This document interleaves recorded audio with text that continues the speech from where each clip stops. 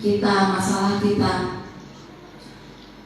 Pernah saudara mengalami seperti yang saya alami, bertanya, Tuhan kok gak jawab-jawab doa saya sudah berdoa ini dan itu, tapi kok rasanya kok gak kunjung tiba jawaban Tuhan, gak kunjung tiba pertolongan Tuhan dalam hidup saya. Pasti saudara di tempat ini pernah mengalami seperti itu. Yang sudah mengalami, yang pernah mengalami, coba angkat tangan. Oh, yang lainnya belum ya? Kok bisa ketua? Haleluya, puji Tuhan. Saya pernah mengalami itu dulu, saudara. Suami saya waktu itu saya milik hutangnya banyak, dan itu sebelum ketemu saya, ternyata setelah menikah dengan saya, hutang itu berbunga dan sekian banyak. Waktu anak-anak itu masih kecil, saudara. Waktu saya masih punya anak itu 3. Yang paling kecil itu Sasa itu masih umur 7 bulan, saudara. Waktu itu saya sering didatangi debt collector. Suami saya kabur, bukan kabur ya, menghindar gitu. Jadi pergi gitu keluar kota, gak pulang-pulang pernah sampai 4 bulan gak pulang, saudara. Jadi waktu itu saya yang harus menghadapi setiap debt collector yang datang, saya hadapi. Malah saya dimaki-maki, rasanya sakit, saudara, kalau sudah dimaki-maki itu. Terus habis itu diancam-ancam, nggak cuma saya ya, bapak mertua saya, ibu mertua saya juga. Waktu itu saya sudah terima Yesus, karena saya terima Yesus waktu hamil anak kedua kan. Background saya kan Muslim, jadi waktu itu saya berharap, karena dulu agama saya dari seberang, saya berharap kalau saya mengikuti Yesus, saya mempunyai masa depan yang cerah. Itu penanaman waktu itu yang saya dapat, saudara. Katanya orang Kristen itu kayak gini enak katanya hidupnya gitu. Jadi saya terima Yesus, masih istilahnya KTP, saudara, itu tidak ada pemulihan, tidak ada kegerakan gitu. Jadi waktu itu saya berdoa, saya berpuasa, cuma mungkin itu karena saya pamrih sama Tuhan. Jadi waktu saya berdoa, saya ingin ditolong Tuhan. Saya berpuasa karena ingin ditolong Tuhan, cepat didengar. Ternyata bukan itu, puasa dan berdoa, saudara. Terus waktu itu saya lakukan, karena waktu saya ikut menara doa, masih ikut-ikutan, saya masih ikut-ikut doa gitu. Ternyata ya belum terjadi sesuatu dalam hidup saya. Jadi saya merasa Tuhan itu tidak ada, saudara. Saya merasa Tuhan itu di mana sih sebenarnya? Terus kenapa gitu loh? Tuhan kok tega gitu loh. Seakan-akan Tuhan itu enggak, kok lama sekali sih nolong saya itu gitu. Ternyata Tuhan tuh kasihan enggak sama saya. Katanya Tuhan ini juru selamat gitu. Katanya dia berkorban di atas kayu salib untuk menebus dosa saya gitu. Katanya semua sudah ditanggung lunas, dibayar lunas di atas kayu salib. Rasanya kemo gitu. Timbullah hati saya ini kecewa sama Tuhan. Saya pernah juga, bukan hanya doa, saya pengen terus gak gereja-gerejoan, terus gak Tuhan-Tuhanan. Waktu saya belum, pelayanannya masih ecek-ecek dan belum kayak gini, saudara. Nah, setelah itu saya hadapi masalah itu terlintas karena sesak ya, saudara.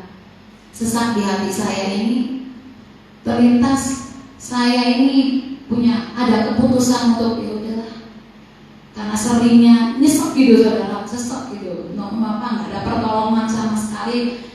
Berharap sama manusia, yang didapatkan cuma omelan, bukan pertolongan ya, tapi omelan ya, kamu ngapain gini. Akhirnya bukan pertolongan, tapi dia kecewa juga, akhirnya nampaknya kecewa gitu.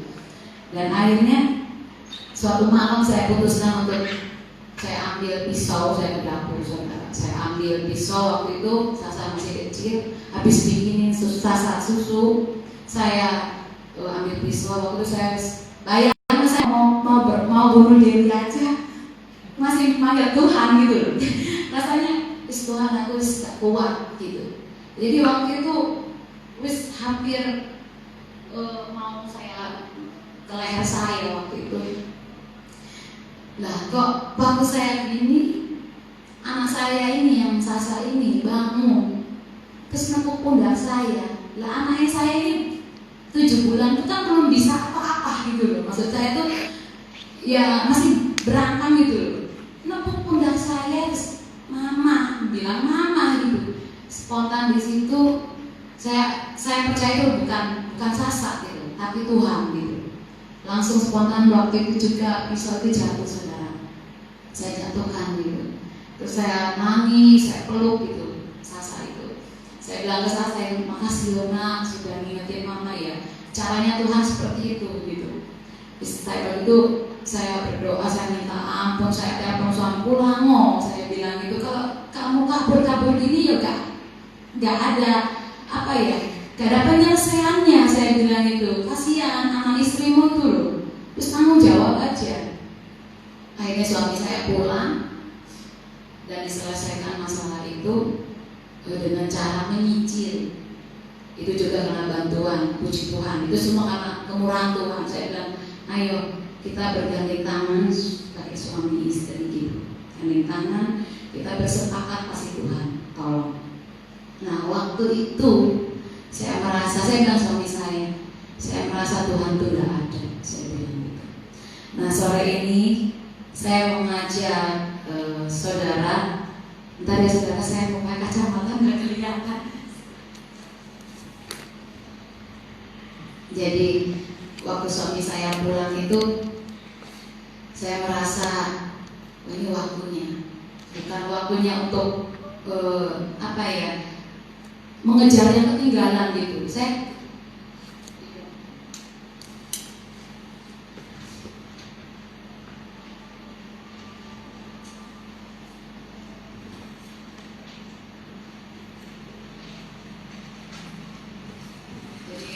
Waktu itu saya bilang ke suami saya tidak merasa Tuhan itu hadir dalam hidup saya. Ketambah lagi kamu kabur, tidak ada bersama saya, tidak ada dengan anak-anak. Tambah saya nongsok, saya bilang gitu ke suami saya. Jadi suami saya itu di situ nangis, terus peluk saya, minta maaf. Waktu itu ya kita berusaha saya berusaha juga bangkitkan suami saya untuk semangat gitu saudara. Karena terus terang kita sebagai seorang istri kalau saya down dia juga down, yaitu hasilnya saudara. Jadi kayak merasa itu Tuhan tuh jauh gitu, jauh banget. Padahal Tuhan selalu ada gitu loh. Jadi pikiran kita yang dikuasai karena melihat masalah itu besar saudara. Jadi waktu itu anak-anak saya masih kecil, ya saya tidak juga ada pengalaman di dalam rohani untuk untuk lebih baik gitu loh. Nggak ada untuk istilahnya rohani ini pertumbuhan, nggak ada saudara. Dan sore hari ini saya mau mengajak saudara untuk belajar dan membahas kira-kira posisinya Tuhan itu waktu di dalam masalah itu Tuhan itu sedang apa? Lagi di mana, ngapain, dan apa yang sedang Tuhan pikirkan untuk kehidupan kita. Saya kasih tema sore hari ini, judulnya When God Silence in the Wedding, yaitu ketika Tuhan diam di dalam penantian. Sebelumnya kita buka firman di surat Ibrani 12 ayat 5 sampai 8.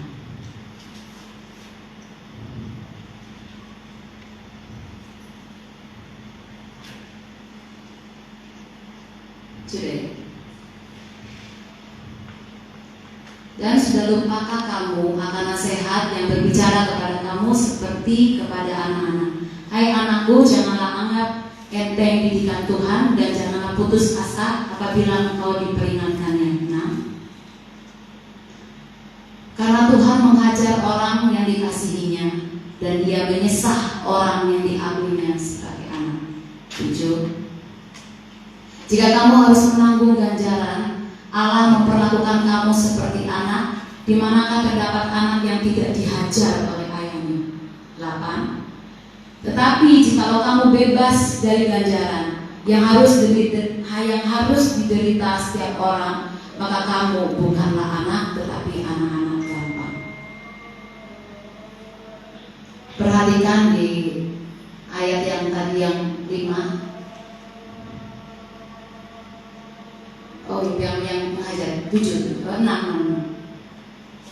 Perhatikan saudara, jika kamu harus menanggung ganjaran, Allah memperlakukan kamu seperti anak, di manakah terdapat anak yang tidak dihajar oleh ayahnya.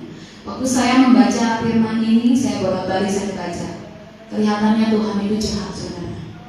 Ada kata dihajar oleh ayahnya. Kata dihajar itu berpikiran saya, terlintas dalam pikiran saya kalau Tuhan itu seakan-akan jahat. Seakan-akan Tuhan memberikan pencobaan kepada setiap anak-anaknya. Tapi setelah saya baca di surat Yakobus, coba dibuka, Yakobus 1 ayat 13 sampai 14. Apabila seorang dicobai, janganlah ia berkata pencobaan ini datang dari Allah, sebab Allah tidak dapat dicobai oleh yang jahat, dan Dia sendiri tidak mencobai siapapun. Tetapi tiap orang-orang dicobai oleh keinginannya sendiri, karena ia diseret dan dipikat olehnya. Jadi saya percaya kalau setiap pencobaan itu datangnya dari si iblis, saudara. Setiap masalah, persoalan itu Tuhan izinkan itu terjadi dalam hidup kita. Saya percaya karena saya saat ini, bukan saat ini ya saudara, saya sudah beberapa kali saya ikut persekutuan doa, yaitu soal tentang kasih karunia. Jadi saya sekarang hidup di dalam kasih karunia Tuhan. Saya merasa Tuhan itu baik, sangat baik. Jadi saya tidak pernah, misalkan saya habis memarahi anak saya saya dulu pernah sampai merasa down, saudara. Kayak dosa banget gitu. Jadi kayak seakan-akan dikuasai gitu loh. Jadi down nggak ada ininya gitu. Tapi setelah mengerti bahwa Tuhan itu penuh kasih, saya datang kepada Tuhan, saya ceritakan keluh kesah saya bilang, Tuhan, aku berdosanya di sini. Saya dosanya ini. Nah, waktu itu saudara, setelah kita mengerti bahwa Tuhan itu baik dan sangat baik, saya sama anak-anak saat ini saya mengajarkan kalau Tuhan itu penuh kasih, Tuhan tidak pernah diam, tidak pernah meninggalkan kita sedetik pun. Toh kita masih dipelihara Tuhan, kita masih bisa makan sampai 3 kali sehari, saya bilang. Bahkan kamu mau makan sampai 4 kali loh bisa, saya bilang gitu. Tuhan tuh selalu menyediakan, saya bilang. Apa yang Tuhan tidak sediakan? Jadi saya melihat di tempat di surat Ibrani ini, saya melihat kata dihajar, dan ternyata sudah Tuhan bukakan di surat Yakobus kalau Tuhan begitu baik. Perhatikan juga kata menghajar di situ.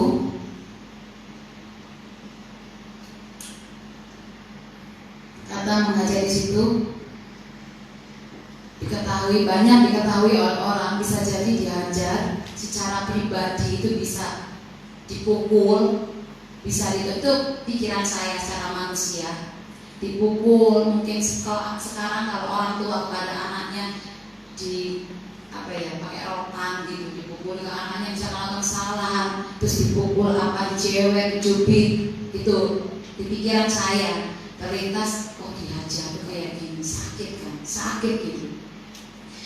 Saya pribadi merasa tidak setuju dengan kata-kata di ayat 7 ini, dihajar, dengan terjemahan bahasa Indonesianya atau terjemahan dalam bahasa Inggrisnya. Tetapi saya akan lebih setuju dengan terjemahan aslinya, yaitu dalam bahasa Yunani.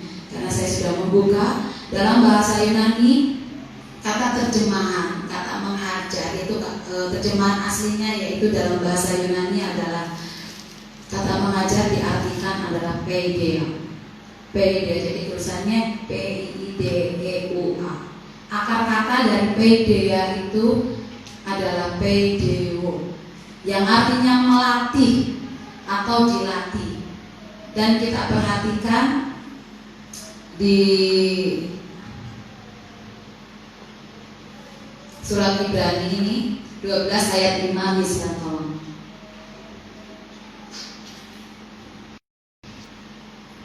Saya lebih setuju lagi dengan kalimat yang ada di ayat 5 ini. Dan saudara kata kamu akan nasihat yang berbicara kepada kamu seperti kepada anak-anak. Hai anak-anakku, janganlah anggap enteng didikan Tuhan dan janganlah putus asa apabila engkau diperingatkannya. Di situ ada kata didikan. Kenapa saya lebih setuju? Karena dengan dalam arti bahasa Yunani itu adalah melatih atau dilatih. Di sini ada kata didikan. Saya lebih setuju dengan ini. Ini saya terlihat Tuhan di sini adalah penuh dengan kasih dan belas kasih yang Tuhan tercurah di ayat 5 ini. Saya melihat bahwa Tuhan itu sangat baik di ayat ini. Terus kita juga akan buka di surat Ayub ayat 5, pasal 5 ayat 17.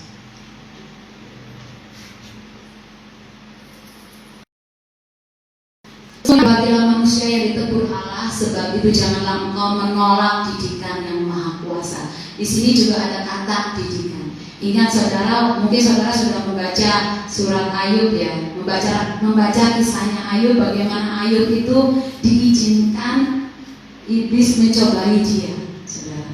Semuanya hartanya habis, anak istrinya, anak-anaknya meninggal, istrinya meninggalkannya, saudara. Dan juga lebih parahnya lagi, Ayub disuruh untuk mengutuki Tuhannya, saudara. Nah di sini tidak dikata dihajar, saudara, tapi kata didikan. Saya di sini melihat juga Allah penuh dengan kasih, saudara. Jadi kita tahu, kita juga buka, saudara, ada juga kata didikan, ada di Amsal 3 ayat 11 sampai 12. Kita buka. Hai anakku, janganlah kau menolak didikan Tuhan dan janganlah kau bosan akan peringatannya. Karena Tuhan memberi ajaran kepada yang dikasihinya seperti seorang ayah kepada anak yang disayanginya. Kembali lagi ke ayat 11 tadi misalnya. Di situ juga tertulis ada katakan didikan Tuhan. Di sini juga Tuhan terlihat begitu penuh dengan belas kasihan, saudara. Tuhan tidak pernah mengajar kita sebagai anak-anaknya, tapi Tuhan sedang mendidik atau melatih kita lewat persoalan, lewat sakit penyakit. Tapi Tuhan tidak pernah memberikan sakit penyakit itu. Tuhan tidak memberikan masalah itu. Siapa yang sudah? Yaitu si iblis, saudara. Tuhan izinkan, Tuhan merestui itu terjadi dalam hidup kita. Jadi kita tahu sekarang bahwa Tuhan tidak pernah mengajar ataupun Tuhan sama sekali tidak pernah diam, tetapi Tuhan sedang mendidik atau sedang melatih kita. Pertanyaannya di sini, kenapa Tuhan Yesus perlu melatih kita? Itu pertanyaan saya waktu saya bahas soal ini. Kita buka di surat Ibrani ayat 12, pasal 12 ayat 1.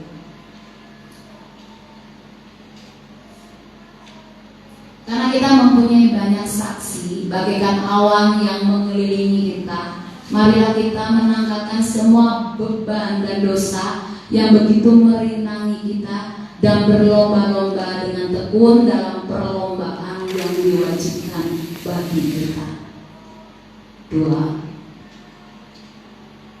Marilah kita melakukannya dengan mata yang tertuju kepada Yesus yang memimpin kita dalam iman dan yang membawa iman kita itu kepada kesempurnaan, yang dengan mengabaikan kehinaan tekun memikul salib ganti sukacita yang disediakan bagi Dia yang sekarang duduk di sebelah kanan Bapa Allah. Kita lihat ayat 1-nya. Karena kita mempunyai banyak saksi. Kita di sini dikatakan banyak saksi. Siapakah yang menjadi saksi kita, saudara? Tuhan di sini mengatakan mempunyai banyak saksi. Dan saya di sini membahas kenapa Tuhan perlu melatih kita. Mungkin kalau saudara bawa Alkitab di situ ada perikopnya, tolong dibacakan. Bisa. Sini tidak ada perikop. Nggak ada ya? Mungkin ada yang perikopnya. Di situ kalau nggak salah ketekunan dalam iman, nggak salah.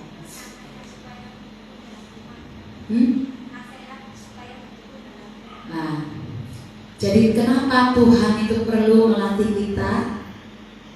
Tuhan melatih kita karena kita dilatih untuk iman, saudara. Iman kepada siapa? Iman kepada Yesus. Di sini dikatakan karena kita mempunyai banyak saksi. Siapa yang sudah menjadi saksi kita dalam iman, saudara?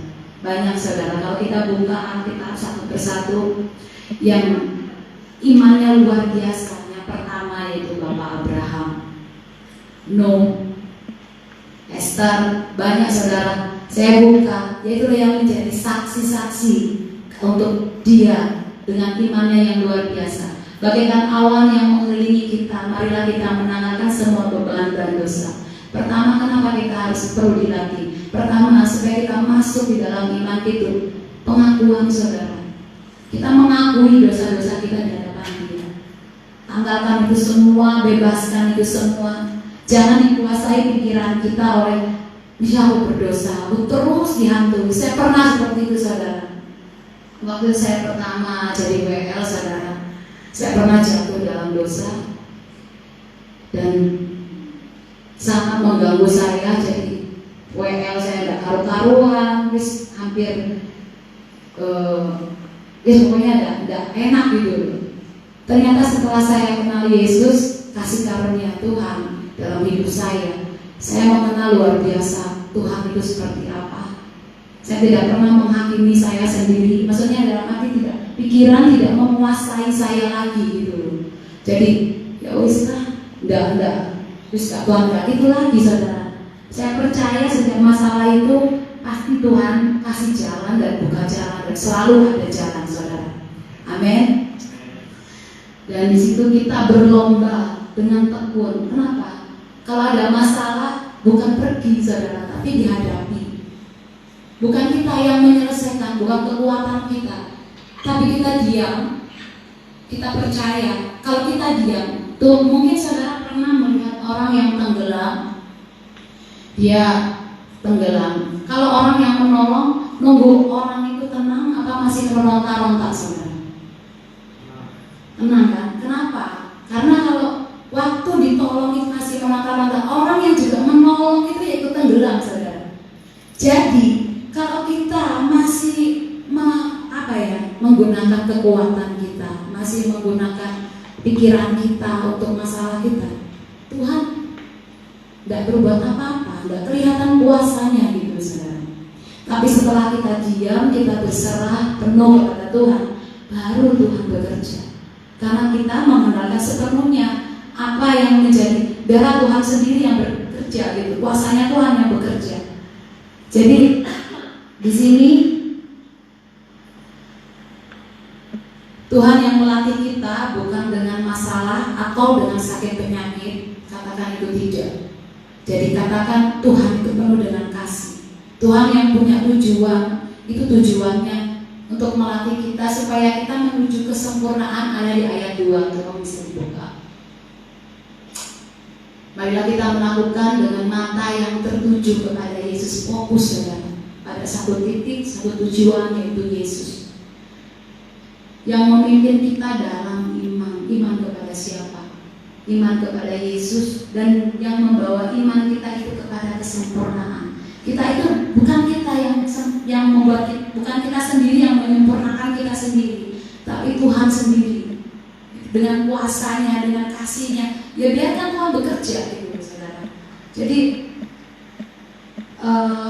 sebulan yang lalu juga manusiawi, saya banyak masalah goncangan ekonomi karena COVID ini tidak berhenti. Saya kalap gitu, saudara. Sampai saya sharing ke CS, terus aku tak minggat aja gitu loh. Itu saya juga mengalami itu terus gitu. Ya itu proses saudara. Jadi terus disempurnakan itu, melalui kesempurnaan itu terus dilatih dengan, jadi ya nggak bakal berhenti Mas Alex. Kenapa? Saya juga menggunakan pikiran saya menggunakan, wis aku tak pinjam aja online, terus tak pinjam ke sini, ke sana, ke kanan, ke kiri gitu loh saudara. Jadi terus mengandalkan kekuatan saya sendiri gitu loh. Itu saya alami karena saya orangnya gampang panik saudara. Terus terang saya gampang panik, terus kalau sedikit anak saya mulai sakit. Kemarin juga anak saya Stefani batuk sampai keluar darah. Saya itu sudah panik saya. Panik itu saya telepon Happy, ngawur harus dibawa ke rumah sakit. Terus kamu doa, itu loh. Saya iya ya, kok paniknya itu jadi Tuhannya itu tidak kelihatan gitu. Jadi paniknya yang besar gitu loh. Jadi pikiran itu hilang gitu. Jadi karena lihat darah gitu, muntah darah gitu. Aduh, iya ki, akhirnya lupa. Jadi saya telepon ke rumah sakit, tambah parah. Ini situasinya lagi COVID, kamu bawa ke rumah sakit. Bisa doa, enggak ya kasih apa itu waktu itu, vitamin itu untuk tenggorokan. Wis karena kalau vitamin ya saya keluarin duit lagi ya. Wis mendingan doa saya bilang. Terus akhirnya waktu itu saya bilang, dalam nama Yesus sembuh. Puji Tuhan saudara. Sekarang sudah nggak batuk darah lagi, nggak muntah darah lagi, masih batuk tapi nggak keluar darah gitu saudara. Puji Tuhan. Terus kemarin lagi anak saya amadulnya keluar batuk. Saya bilang, ingat saya lagi bawain firman ini, terus saya ingat ini proses gitu. Tuhan sedang melatih saya, ya saya harus praktekkan gitu. Ya jadi tidak jadi pikiran bagi saya, yo. Terus saya ingetin gitu, bukan saya ingetin dengan kasih. Saya bilang gini, kamu kebanyakan seperti ini. Ya mama juga gak sempurna, kita sama-sama belajar. Kamu ya juga sering ingetin mama, ya mama juga orang tuamu harus ingetin kamu. Kamu kekuranganmu di sini, saya bilang gitu. Coba kamu datang kepada Tuhan. Terus terang saudara, saya melihat kedua anak saya. Anak saya yang pertama dan kedua ini hambar sama Tuhan. Hambar. Jadi saya pernah sharing sama Heti juga sharing sama saya. Anak-anakku hambar sama Tuhan. Itu sedih saudara. Karena perjuangan saya dari background yang muslim, bayangin lihat anak saya juga gitu. Mereka itu melihat kalau diberkati Tuhan itu harus kaya gitu saudara. Itu sedih buat saya. Padahal berkat yang sesungguhnya itu bukan itu. Saya bilang saya tunjukin orang-orang yang kaya masuk penjara itu banyak, saya bilang. Jadi apa ya? Mama sudah berdoa, mama sudah pelayanan, toh kita hidupnya gini-gini aja, gak ada perkembangan. Itu membuat saya sedih saudara. Saya kadang apa ya? Tuhan jangan sampai seperti ini gitu loh. Itu juga proses gitu loh buat saya dan anak. Jadi saya sama anak-anak ini dilatih juga. Saya dilatih lewat anak-anak. Saya bilang, kalau kamu lihat Tuhan kayak gitu, lihat Yesus aja. Kamu kalau nonton lihat Facebook, klasik dulu. Saya bilang, Tuhan itu raja turun ke bumi. Apa jadi orang kaya? Saya bilang, dia lahir loh di palungan, anak tukang kayu. Apa dia raja yang begitu mulia, mau rela jadi orang miskin. Kamu tuh siapa? Nggak ada. Kamu tuh debu, saya bilang. Mama ini debu, manusia ini debu, nggak ada apa-apanya. Kita layak itu karena juga anugerahnya Tuhan, saya bilang gitu. Jadi saya kadang apa ya? Saya kadang juga ada perasaan isim gitu loh. Maksudnya saya sudah jadi WL, saya sudah juga berdoa, saya juga berpuasa, anak-anak juga kayak gini. Terus ini pergumulan buat saya, buat anak saya yang dua ini sudah jauh gitu loh, susah, nggak seperti Sasa, Steffi, Gaby gitu. Tanpa kesadaran sendiri gitu loh, mah aku ke gereja gitu. Padahal ada motor 2 gitu. Saya mengucap syukur. Di tempat ini tuh memfasilitasi saya itu luar biasa gitu loh. Saya bilang ke anak-anak, apa ya, susah gitu loh, mengucap syukurnya susah gitu loh. Begitu banyak mukjizat yang diterima itu nggak membuka mata hatinya, saudara. Itu pergumulan saya sampai sekarang itu, apa ya, kebaikan Tuhan itu nggak kelihatan gitu loh. Saya tuh sampai sering kayak aku capek gitu loh ya. Saya sering kayak telepon sampai saya bosan, mungkin nanti juga bosan ya dengerin yang itu aja masalah ya.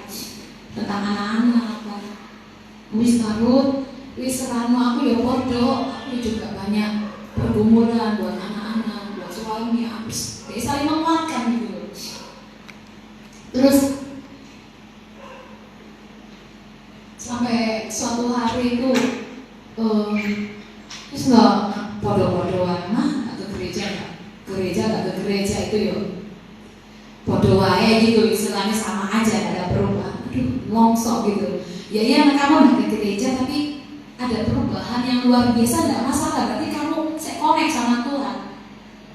Kalau hidup kamu semakin down, semakin terpuruk ya, maka juga nggak bisa apa ya, nggak bisa berkata-kata, sulit gitu untuk mengungkapkan itu gimana ya caranya. Sampai selesai mama baru punya mobil atau rumah atau apartemen atau uang setumpukan di berangkas, baru kamu bilang Tuhan itu ada. Saya bilang, mama baru bangun tidur bisa napas itu sudah mengucap syukur. Kalau mama bangun tidur terus mama tiba-tiba ini di mana? Kok beda? Gak ketemu kalian lagi. Terus kamu bisa apa? Saya bilang gitu kan ke anak-anak itu. Itu semua sudah mengucap syukur sama Tuhan. Terima kasih Tuhan sudah dikasih umur panjang hari ini, kasih kesehatan. Saya bisa masih lihat anak-anak, saya masih bisa ngurus anak-anak. Kasih berkat gitu. Berkati aku Tuhan, umur panjang, kesehatan, sukacita, damai sejahtera. Cukupkan hari ini Tuhan dengan apa yang Kau beri gitu. Jadi memang saudara, pencobaan itu datang itu karena kita sendiri, nggak bisa ngerem gitu, kedagingan saudara. Saya bilang sama anak, kalau saya pingin sekali-kali saya nggak ada uang pun ya, ayo ke mall gitu, karena merasa jenuh kan mereka, saya ajak. Tapi di rumah tuh sudah tak wanti-wanti jangan jajan ya, mama nggak ada uang. Tapi tetap mereka minta itu yang longsor saudara. Tapi maksudnya saya supaya mereka melihat yang berwarna di luar gitu. Kenapa saya bilang karena kenapa mama tidak pernah ngajak ke mall? Kalau mama tidak pakai uang, mama juga longsor. Kenapa? Pencobaan itu banyak di mall itu. Kamu ingin ini dan itu. Gitu saya bilang gitu. Itu apa ya? Membangkitkan emosi kamu untuk beli ini dan beli itu, saya bilang gitu. Coba kalau kita tinggal di rumah mengucap syukur ya udah nggak beli apa-apa, nggak keinginan apa-apa. Tapi anak-anak nggak bisa ya gitu sebenarnya. Itu pergumulan saya, dikasih nasihat kayak apapun nggak bisa gitu. Mungkin itu juga bukan kekuatan saya yang mengubah mereka. Coba saya bilang, Tuhan, wis serahno anak-anakku kepada Tuhan, wis Tuhan Yesus sendiri yang urus kehidupan mereka. Terus terang Yola bisa masuk, puji Tuhan masuk Poltekkes bagian gigi itu karena anugerah saudara. Saya bilang, kamu loh, tidak gereja, tak berdoa, Tuhan masih perhatikan kamu kan? Perhatikan, kekuatan kamu bukan. Itulah Tuhan masih memperhatikan kamu. Kenapa saya bilang itu? Hatimu dingin untuk Tuhan, saya bilang itu. Itu loh, bukan mama yang biayai kamu, Tuhan lewat orang lain, saya bilang. Itu baru diam gitu. Tapi tidak ada perubahan kayak dingin gitu, tawar gitu saudara. Tidak ada respon gitu sama Tuhan. Tapi Tuhan punya tujuan yang indah, yaitu melatih iman kita, iman kepada Yesus. Karena kita tahu dalam iman ada pengharapan, ada kasih. Percaya saudara, ada dalam iman itu ada pengharapan, ada kasih. Kita sudah mengalami. Kita berharap sama Tuhan, kita juga harus melakukan kasih. kasih itu apa? Itu firman. Saya melihat orang itu berlomba-lomba beri ini, tapi dia masih ada kasih. Apa itu bentuk kasih yang mereka berikan buat orang-orang? Bukan semua. Justru orang kalau kasih datang, dia nyampaikan firman, itu kasih, itu sayang. Jadi kalau ada orang seperti kakak ya, seperti CS kan, selalu ngingetin saya, dia hidup kudus, dia banyak doa, dia itu hampir tiap hari sampai saya iya, dia banyak doa, zamannya sudah ini. Itu kalau bukan karena kemurahan Tuhan nggak kasih orang-orang yang selalu muatin saya nggak kuat saudara. Terus terang saya nggak kuat. Dia sudah saya, jadi CS kalau chatting sama saya dia nggak tinggal, aku tak doa sama tante. Itu saya langsung kayak ingat gitu, iya CS saya doa, ya aku tak doa gitu. Jadi waktu itu momen itu kayak diingetin gitu, kayak di tag gitu, dicaplek gitu ya, doa gitu, ikut gitu. Saya itu cuma satu pengharapan saya sama Tuhan itu, ada harapan Tuhan pulihkan anak-anak saya, terutama untuk anak saya yang pertama dan kedua, supaya melihat Tuhan itu bukan bentuk, bukan pikiran, tapi Tuhan itu nyata ada di hati. Immanuel itu saya bilang, kenapa saya keterangan Immanuel? Apa sih Immanuel itu? Allah beserta kita. Karena kalau Tuhan tidak beserta kita, Tuhan keluar masuk. Berarti kalau Tuhan beserta kita, Tuhan ada dalam kita. Kalau Tuhan ya udah waktu di gereja Tuhan ada, nah kita di gereja Tuhan tidak ada. Berarti kan Tuhan keluar masuk. Baik Tuhan itu kan sebenarnya tubuh kita sendiri. Kalau Tuhan keluar masuk kita mati, saya bilang itu. Berarti saya bilang Immanuel, terus katakan Immanuel. Saya begitu sama anak-anak. Saya sekarang tidak fokus sama anak dua itu. Saya tidak perlu banyak menasehati, karena percuma ya dengan mulut kita. Saya bawa dalam doa aja. Kalau dia misalkan sakit apapun, dan saya nggak bilang itu bukan dari Tuhan. Baca obat firman supaya hidupmu tambah diberkati. Seperti Kowo selalu ke saya bilang, kamu sudah diberkati, tambah diberkati lagi. Itu saya respon yes gitu. Karena ini kita setiap hari diberkati, tambah dua. Kamu sudah luar biasa, kamu lebih luar biasa lagi. Jadi saya bilang ke anak-anak, kamu sudah diberkati Tuhan, tambah diberkati, luar biasa, tambah luar biasa lagi. Itulah sharing saya sore hari ini. Jika ada perkataan atau apa ya, lewat sharing saya sore hari kurang berkenan di hati, saya mohon maaf. Tolong dimaafkan. Tetap saya cuma berbagi aja. Tetap semangat. Katakan dengan iman, semuanya baik dan akan semakin baik. Mari saudara, saya undang bangkit berdiri. Apapun yang terjadi dalam hidup kita, katakan semua baik. Immanuel and God bless you. Saya undang bangkit berdiri.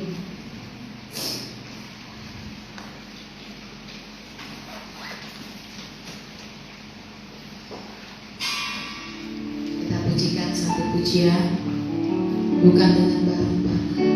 Pujian.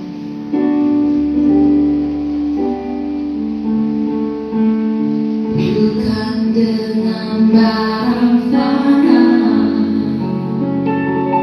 Engkau membayar dosaku.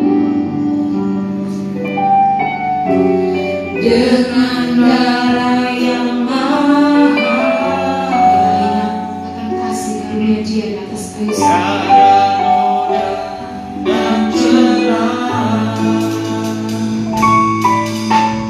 Bukan dengan emas perak, Kau menebus diriku. Oleh segenap kasih ku telah mati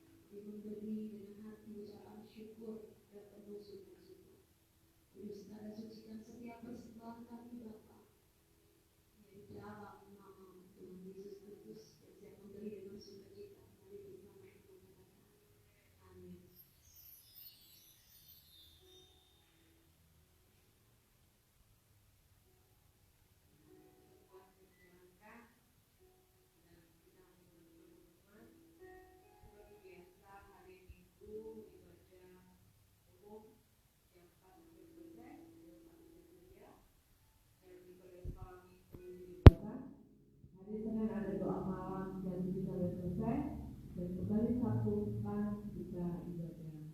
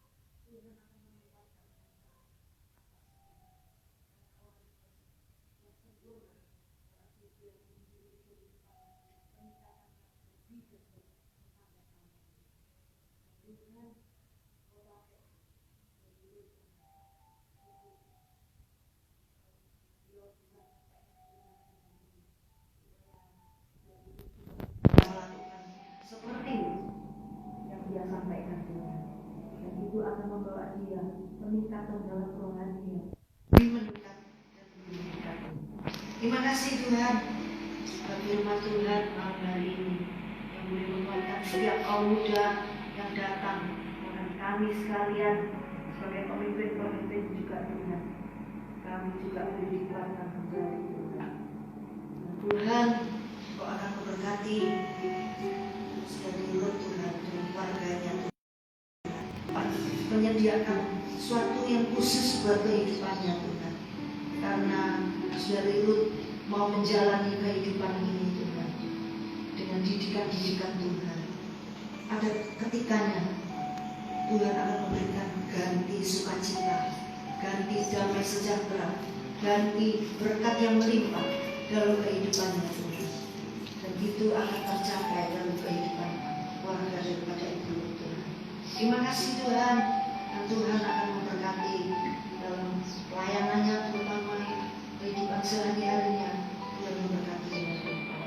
Dan terima kasih Tuhan, dan juga Tuhan akan memberkati bagi Bapak Haji dan istri yang sore hari ini juga datang hadir dengan